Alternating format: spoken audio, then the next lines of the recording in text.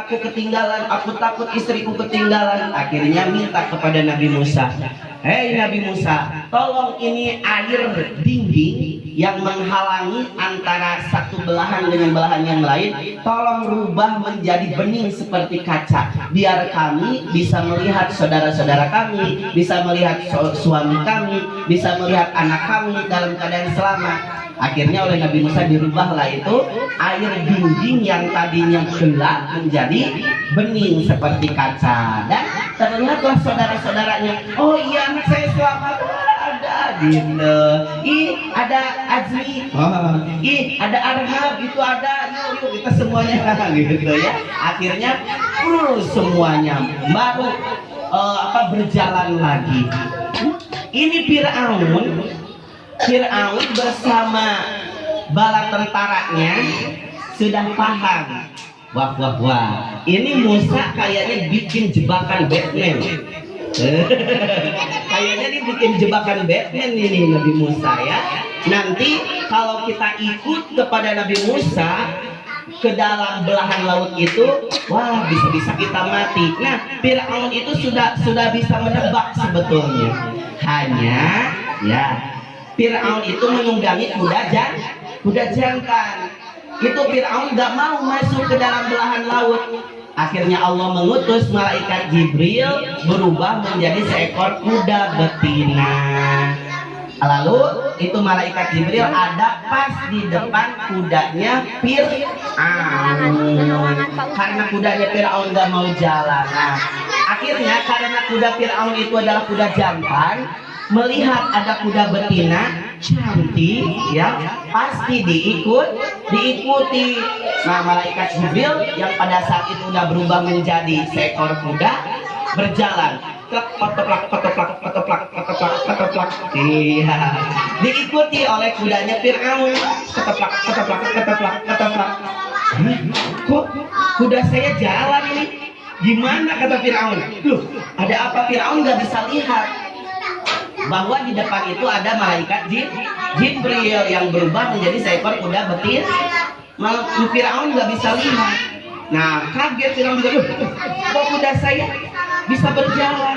Gitu. Nah, akhirnya ketika bala tentaranya itu melihat pemimpinnya maju, maka dikomandolah oleh patinya, pasukan maju.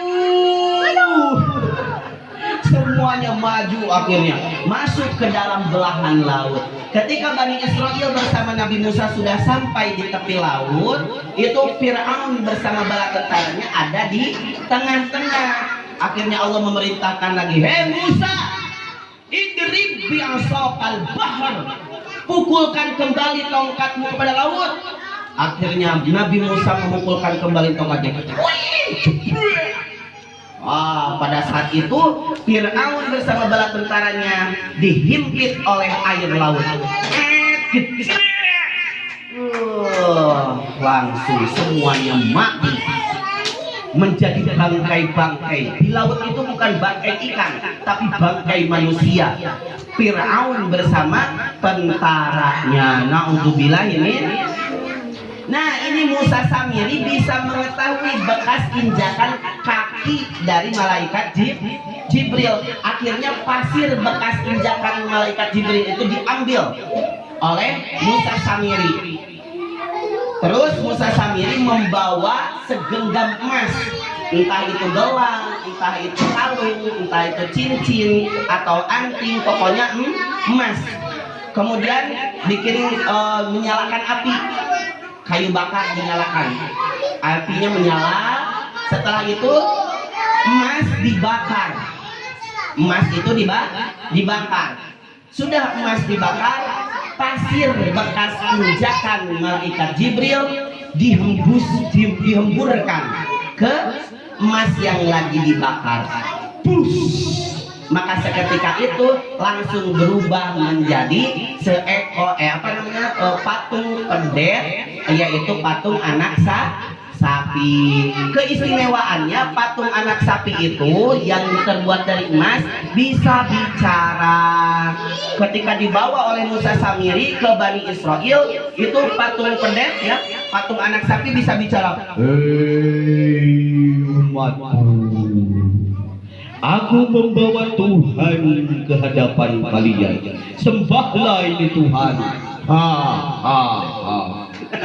Nah, itu Musa Samiri mengatakan bahwa patung anak sapi itu adalah Tuhan.